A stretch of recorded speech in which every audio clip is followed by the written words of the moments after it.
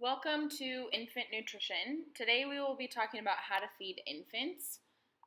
Will you please make sure that you follow along the PowerPoint, as it's easier for me to upload information through YouTube. So I will be using the voice on YouTube here while following along the PowerPoints that are uploaded on Canvas. So let's go ahead and begin.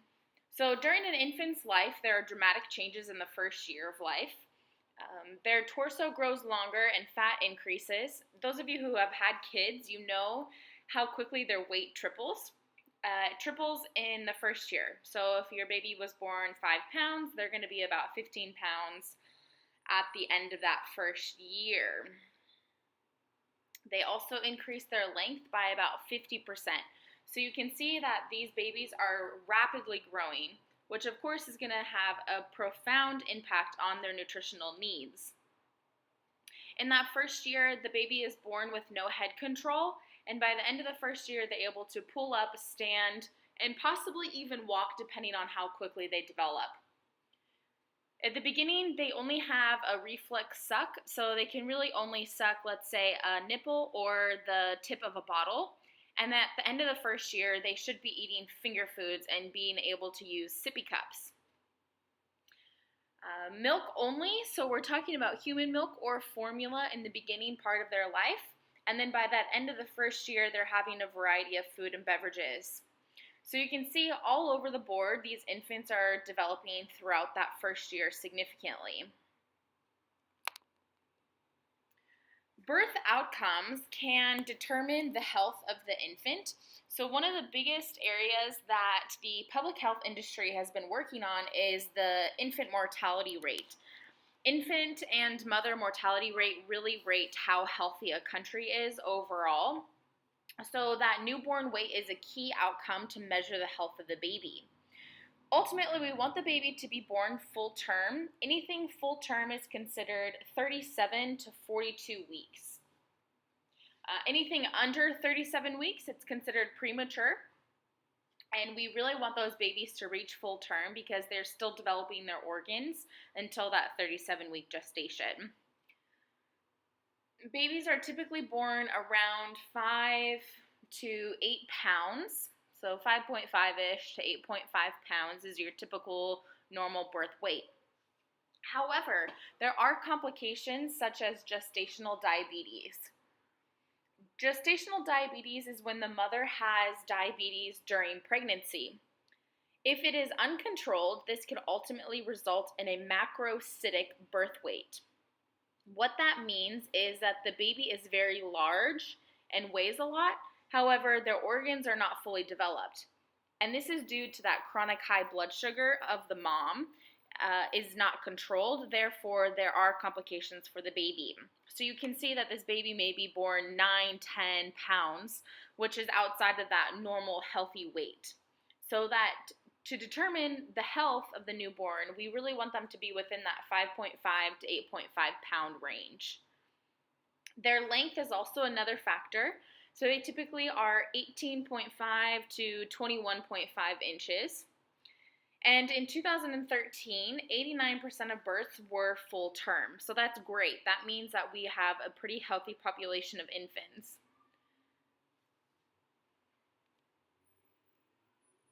So infant development. Interestingly, the CNS, or the central nervous system, is immature at birth. So our central nervous system is our brain and spinal cord. So that's why we have to be so careful with infants and how we properly hold their necks, right? They rely upon reflexes. So those three are the following. So rooting. Rooting is anytime something is touched on the baby's cheek, that baby goes to search for it. So they're searching for, let's say, a nipple because that's where they know that they're going to be getting that milk from. So please pause this YouTube video and click on that other video within your PowerPoint to watch a sample of what rooting is.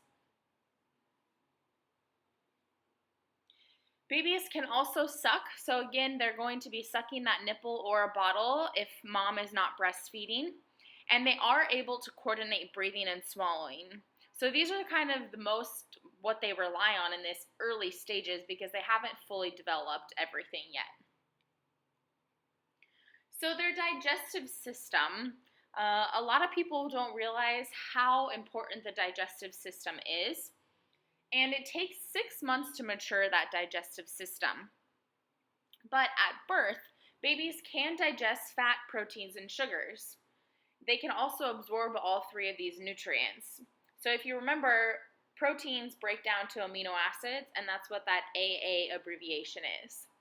And those simple sugars, remember, are our monosaccharides. That means the gut is functional, but there are a decreased level of digestive enzymes. An example here is that they're not going to have a lot of those enzymes present at birth because they have to develop them over time. So our body, as foods get introduced, our bodies build up these enzymes. We can also downregulate them or basically get rid of these enzymes. An example here, not talking about infants, but us as adults or even kids, let's say we stop drinking cow's milk. So if we stop drinking cow's milk for, let's say, a year, and then we decide we want to start drinking it again, once we reintroduce that cow's milk, we no longer have that enzyme to break it down, which is lactase. So those people who are lactose intolerant lack the enzyme lactase. Lactase helps break down lactose. So lactose is the sugar found in cow's milk or dairy in general. So if we don't eat milk for an entire year, cow's milk, our body is going to stop making that enzyme because our bodies are highly efficient, and why is it going to continue to make this enzyme if it's not consuming that particular sugar? So these babies still need to develop all of these enzymes. Along with their brain, it is less organized, but they still are able to root and suck and swallow and breathe. Those are kind of those basic primal what they have in order to survive so they can drink the mom's milk or formula. So when we look at the stomach of a baby can only hold about 10 to 20 milliliters. So those of you with kids know how often you have to feed the infants, and that's because their tummies are so tiny, and they require the most calories out of any lifespan per body weight.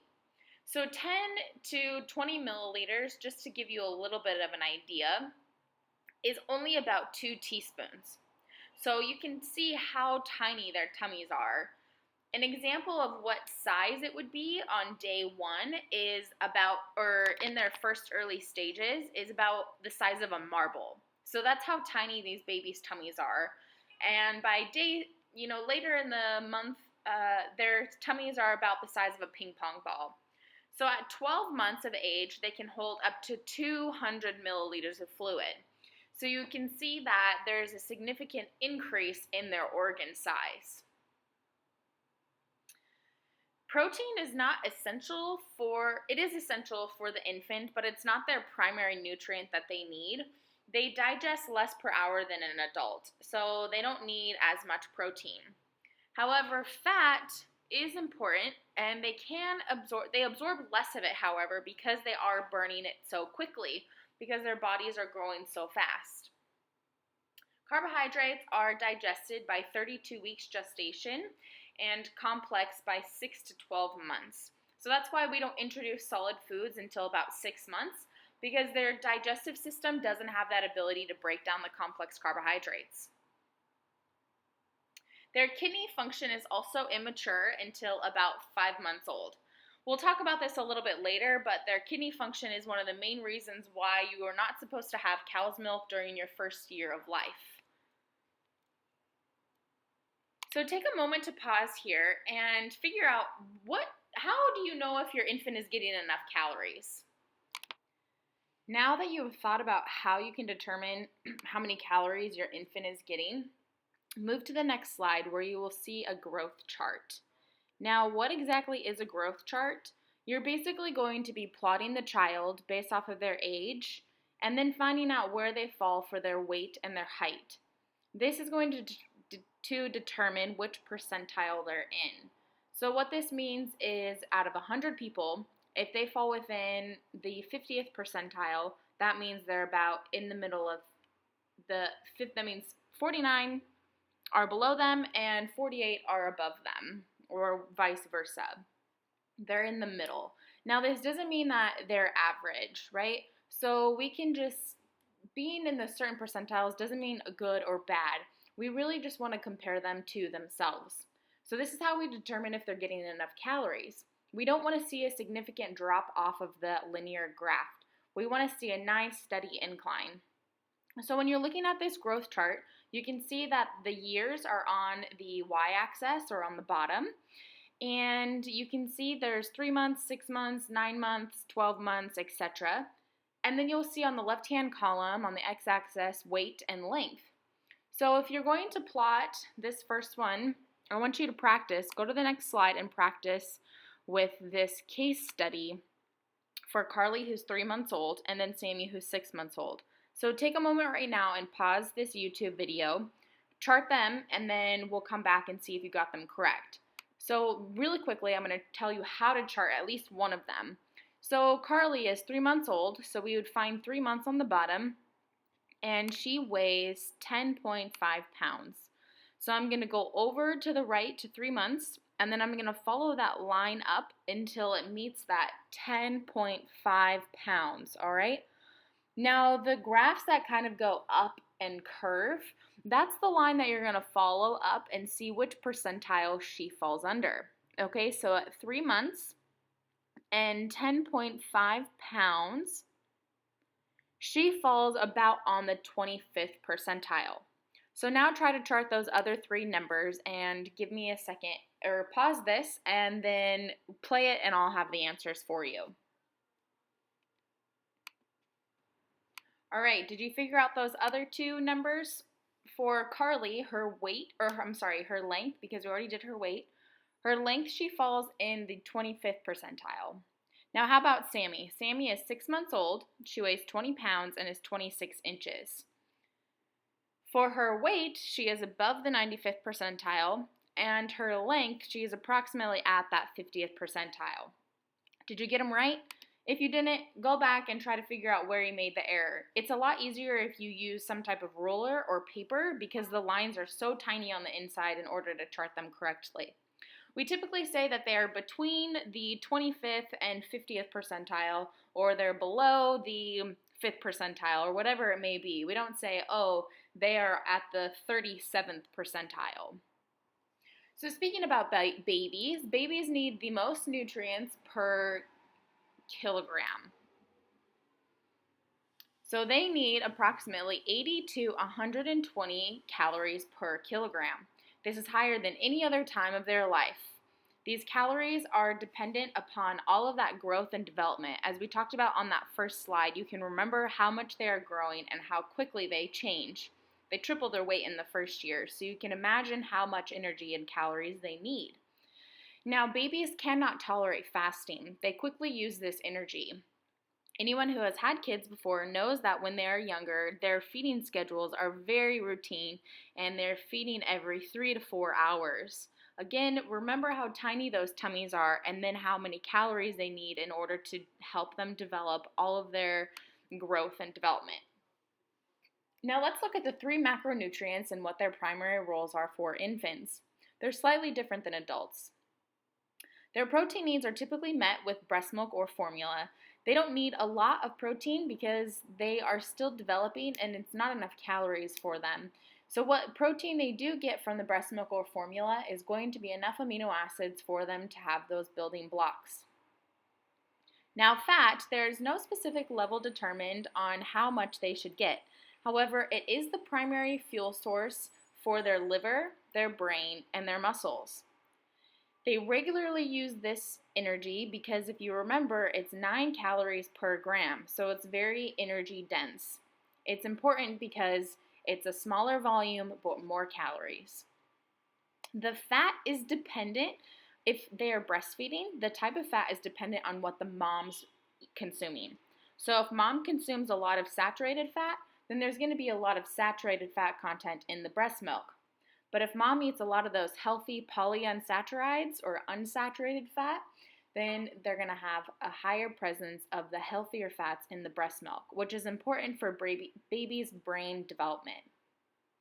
Now, carbohydrates, the main source used is lactose. Lactose is preferred to promote brain function. Now, what's interesting is a lot of people think, well, how does my baby get fiber? There's actually a large amount of what we call oligosaccharides. So, oligosaccharides is found naturally in breast milk, and it acts as a type of fiber for the infant. Therefore, there's no need to additionally supplement any type of fiber for the baby. Now let's go back to what is exactly needed. For protein needs, it is necessary for this new tissue growth and those enzymes and hormones to start to develop. It's recommended that they have 2.2 grams per kilogram, and as they get a little bit older in age, then it decreases to 1.6 gram per kilogram. The preterm babies require additional amino acids as tyrosine and cysteine. So those two amino acids become important for premature babies. Remember, premature is anything before 37 weeks gestation. So why do we not feed infants a low-fat diet? We kind of already answered this. Restriction of fat is not recommended for infants. That's because 50% of their calorie needs are coming from fat. They need all of the calories they can get because their metabolisms are rapidly burning off these calories. This also spares protein for using that tissue growth. So if we put a baby on a low-fat diet, then they're going to start using protein as fuel or their energy source. But they need that protein to develop their tissue and other enzymes and hormones. Once we do introduce solids to the baby, we do decrease their fat intake because as they start to get older, they're not going to need as much fat because their metabolism is starting to slow down a little bit. The essential fats are important, so that linolenic and alpha-linolenic acids, or the omega-6 and omega-3. About 5% is present in breast milk, and only 1% of those two fatty acids is present in cow's milk. So this is why breast is best.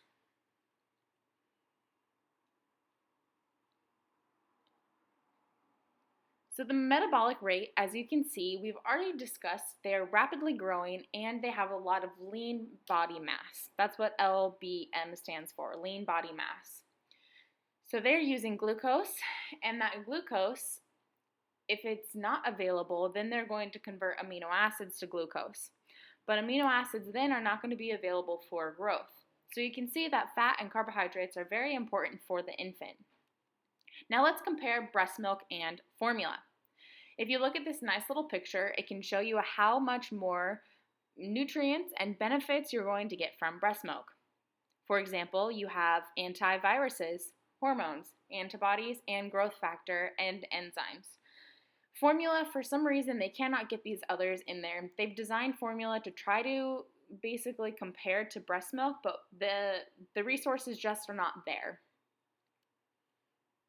So take a moment to look at the Healthy People 2020 objectives of breastfeeding.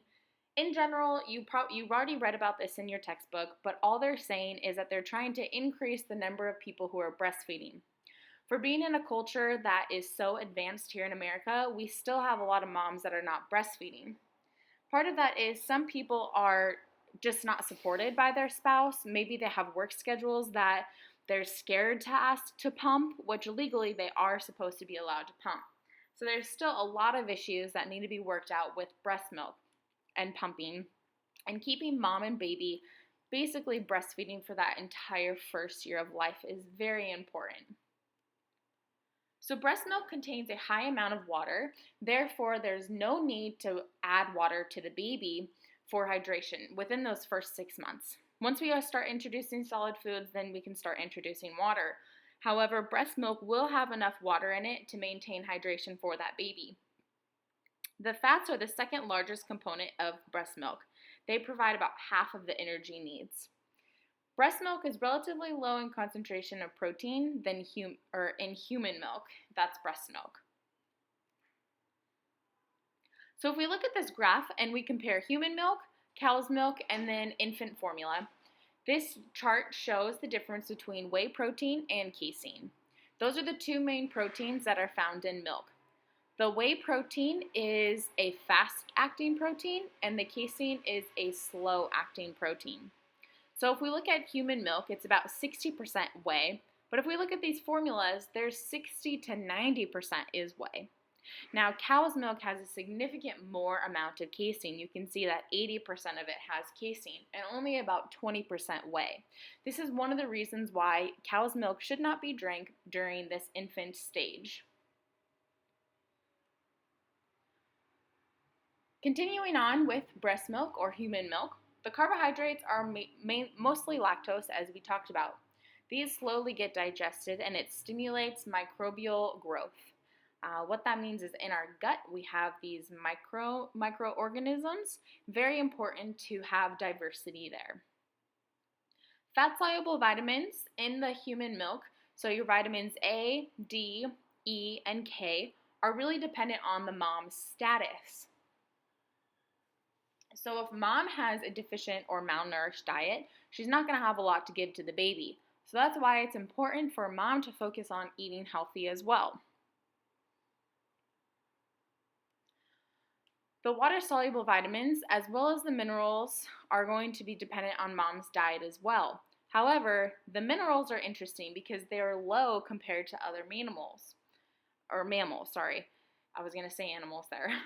So what's interesting is mineral content in cow's milk is 3 times higher than mineral concentration in human milk.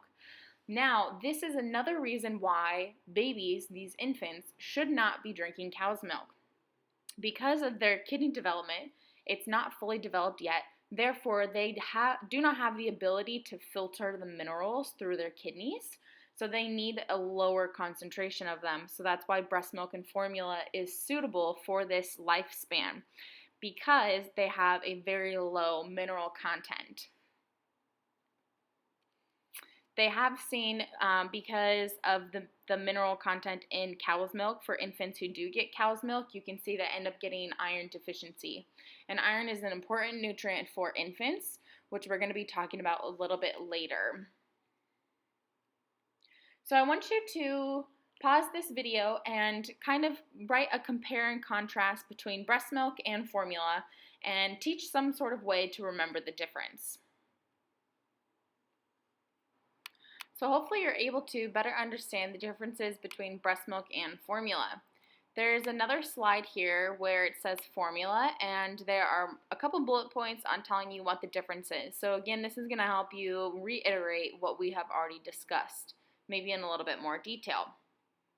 Now let's talk about volume for young infants. If you look at this nice table, table 8.5, you can see that from birth to 1 month, they're going to be drinking about 16 to 20 fluid ounces per day. They're going to require about 8 to 12 feedings because their tummies can only hold about 1 to 2 fluid ounces. Then at 1 to 2 months, and keep going down, I'm not going to read this whole graph to you, but you can see that the volume size increases. And this is because their tummies get bigger, so as their volume size increases, then the number of feedings is going to decrease. So when we look at formula prep, a lot of people end up getting this wrong. There are a couple different types. So there's a liquid concentrate where you're going to be adding some sort of water to it. There's one that's ready to feed, and then there's also a powder where you're going to mix. Now, a couple of problems with the liquid concentrate and the powders is they can become too diluted. Therefore, baby is not going to be getting as many nutrients as they require or what the serving size actually should be. Or it can be on the opposite side to where it's too concentrated and they're not getting enough of that water mixed into it. So as we've been talking about, it's ideal for infant feeding to have breastfed for the first 12 months of their life. No other liquids or food is necessary until about 4 to 6 months. Now, determining whether you should introduce food at 4 months versus 6 months, you need to watch baby. Is the baby able to sit upright, hold their head, and do they kind of search and open their mouth for a spoon? That's kind of all signals to show that they're ready, as well as moving their tongue from side to side. And as we've already talked about, cow's milk should not be introduced until after 1 year of age. So why are solid foods not necessary before 4 to 6 months? It's interesting to look because the breast milk and formula are nutritionally complete foods for this infant during this time. The macronutrients are properly balanced, so as you know, the protein is not necessarily the most important, but that fat content is crucial. Early introduction of solid foods can increase the chances of developing allergies. This also increases their sodium intake, which can potentially put them at risk for hypertension later on in life. That HTN stands for hypertension. Hypertension is just a fancy word for high blood pressure. Another study that they're looking at is early introduction of solid foods can lead to becoming overweight or obese for that child. Solid foods interfere with iron absorption in breast milk, and they do not help the baby sleep through the night. So this is why it's crucial that we wait until they're 4 to 6 months of age to introduce solid foods. So how do you introduce first foods to the infant? What should the sequence be? Sequence of introducing food should start with a single grain cereal. You don't want to do a multiple grain cereal because there's potential, if it's a blend, let's say with rice, barley, and oat, and the infant is allergic to oat, how do you know that it's oat and not rice and barley? So introducing one food at a time and giving it about 2 to 3 days because you may not see symptoms, or also you can determine, okay, it was indeed the oat. This is important when introducing food. You must wait 2 to 3 days in order to offer a new food to determine food allergies. Rice cereal is usually one of the better cereals because it's the least hypoallergenic. It's a good source of iron and zinc for 6 months because around this age is when their iron becomes very important for a baby. We always want to introduce pureed vegetables before fruit.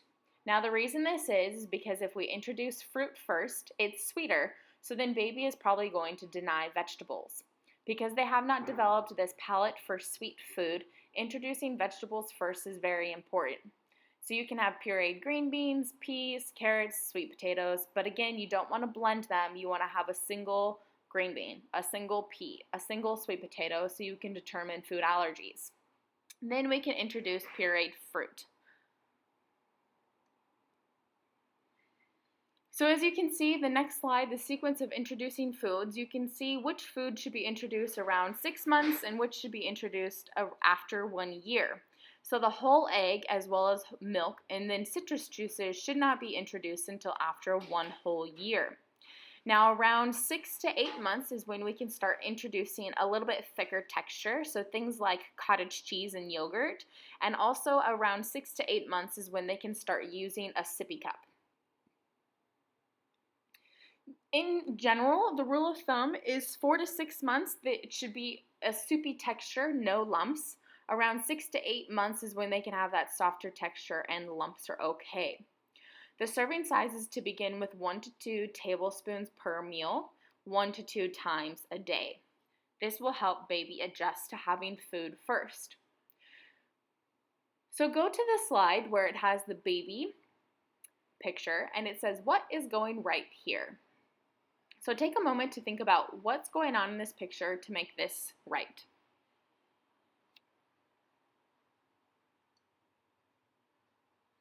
Do you got it? So one of the things is baby has mouth open, her eyes are engaged, and she is ready to take that spoon in her mouth. This means that she's ready for feeding. So how do we know when enough is enough?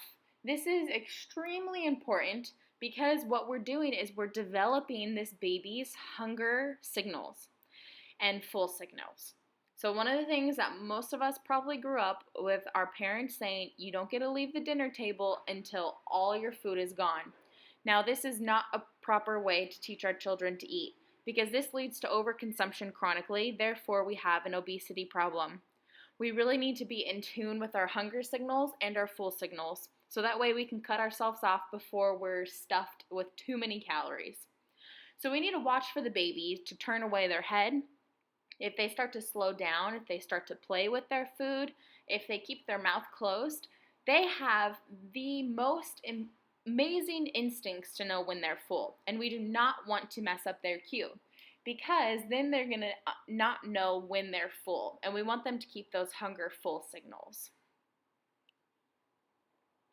So some inappropriate foods are any type of choking hazards. So things that could easily get stuck in their windpipe. So such as popcorn, peanuts, nuts, grapes, whole grapes, hard candies, jelly beans, anything round that could be and hard that could be easily swallowed. Anything that's really sticky to the mouth as well, like peanut butter or crumbly chips, are inappropriate for infants. So what kind of supplements does an infant need? Fluoride, if water is treated, if water is not treated, a fluoride supplement will be needed. Iron at 1 milligram per kilogram per day after 4 months. A B12 if mom is vegan. Vitamin D at 400 international units, only if they are exclusively breastfed. So why this is that formulas are going to be fortified. Infants who were born with a low birth weight may need additional supplements, so this is going to have to come from a physician. Liquid multivitamins is a common way of giving this baby these supplements. So some warning signs of growth difficulties is going to be a lack of height or weight gain. So going back to those growth charts, if we see them drop instead of having a linear climb, then we know something is not correct. They could potentially plateau with their weight, length, or head circumference around 1 month of age, but this is okay, this is normal, so we're going to track it, and if it continues to plummet, then that's when it's an issue.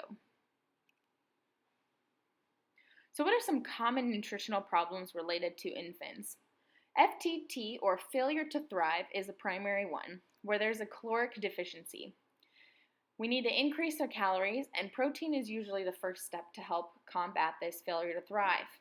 The registered dietitian is going to assess the growth and the nutritional adequacy and establish some type of care plan and provide follow-up to make sure that this baby can properly develop. Colic is a typical one as well, where the baby is very irritable, fussy, and crying. We may need to change their formula because maybe they're allergic or something is just causing their tummies to be upset within that formula, or maybe even the breast milk. Iron deficiency is another one, so this is why it's important to start supplementation and have iron-fortified cereals around 4 to 6 months. Constipation and diarrhea, increase fluids, and watch iron supplements. These can both cause constipation, and the increased fluids would be a diarrhea. We need to be careful. If the baby is having chronic diarrhea, they are going to be dehydrated, and babies can actually die from this dehydration. So it's important that we watch that hydration. Food allergies and intolerances, we want to watch any type of sign where maybe their throat starts to close up or skin reactions. Some of the most common food allergies include wheat, milk, eggs, peanut butter, shellfish, citrus, and tomatoes. So we really need to watch when we introduce these foods to the baby. Now let's talk about baby bottle caries. This is just a fancy word for dental cavities. It's one of the leading causes of chronic diseases for babies and infants and children. It's found in children over 1 year, but can initiate during infancy. Lying down with a bottle containing carbohydrates can increase that risk because that sugar is just going to sit on their teeth. If they fall asleep with any type of liquid pools in their mouth, this bacteria can feed off of it and cause tooth decay. It can also lead to some type of ear infection since liquid does not fully drain from ear tubes. So we don't want the baby to have a bottle in bed laying down. Now you can look at this nice little graphic of the baby bottle tooth decay and an advanced development. Not a pretty sight. To prevent this, we want to limit the use of bottle during bedtime. Offer only juice in cups, and we don't want to give them juice right before they go to bed. If the bottle offered for sleep, use water instead of the formula or milk, because that carbohydrate is just going to sit on the teeth and basically rot it out. Infants at risk. Energy needs increase with an infection, fever, trouble breathing, or any recovery from surgery. So if an infant had to have maybe an open heart surgery, they're going to require more calories to help heal that surgical wound. Fevers also increase how much you burn calories. Even for you and I as adults, as we have a fever, we burn more calories.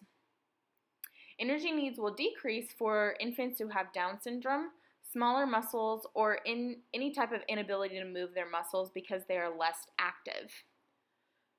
So this concludes the lecture on infants, and we're going to cover daycare infants next. So please continue on with the next lecture.